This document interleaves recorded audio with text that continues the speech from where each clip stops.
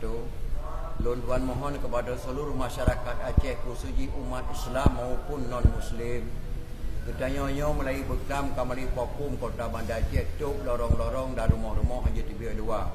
Tapi bertatuka dia tengok yang tayuk tuk pintu rumahnya kadang-kadang melimang tanpeng.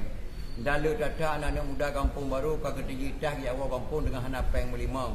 Malah kenang duduk dapat jalan kadang-kadang kenang support. Maka lu mohon kepada pejabat-pejabat ketanya, petugas-petugas keamanan yang mulia, bila pengetahuan kepada anak ketanya dengan secara baik-baik, nasihat bergagat, bahkan dalam keadaan susah dan gelisah di kampung. Bahkan letak anak muda yang tinggal di Kota Bandar Aceh kat tutup usaha, letak tukang jahit hanapeng melimang. Jangankan tukang jahit, tukir sendiri dalam keadaan dia. Bahkan orang yang mana gelom na kira-kira terdengar berita akan pemimpin pemerintah kita akan membantu masyarakat kelaparan. Maka lu mohon kepada seluruh kaum muslimin dan muslimat, kepada pedagang-dagang, juallah barang dengan maksimalnya yang kira-kira yang wajar.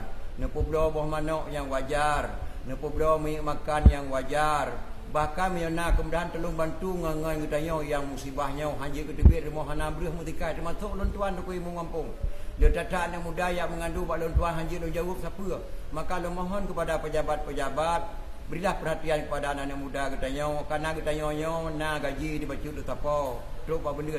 Tapi yang kata tok usahanya kau rupa jo gaji urun topah bagop hana di kerja hana peng. Maka lu mohon kepada seluruh kaum muslimin dan muslimat, ulun tuan imong gecik kampung baru kecamatan Baitur Rahman sedih lu tuan kalen.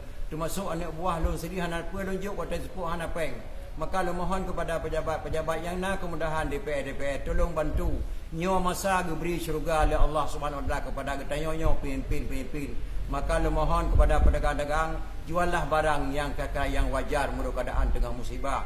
Maka eno mata sepatah kata pribadi lun tuan pegahnya isi hati si tengah mata lun ro. Lu mohon kepada pejabat-pejabat tolong bantu kepada masyarakat yang nana kemudahan, yang hana kemudahan hana masalah. Mungkin eno mata sepatah kata balun tuan selaku imam gisi kampung baru kecamatan Baitur Rahman, Tunku Abdul Aziz Bandar Aceh. Sekian dan terima kasih, wabillahi taufiq wal hidayah. Assalamualaikum warahmatullahi wabarakatuh.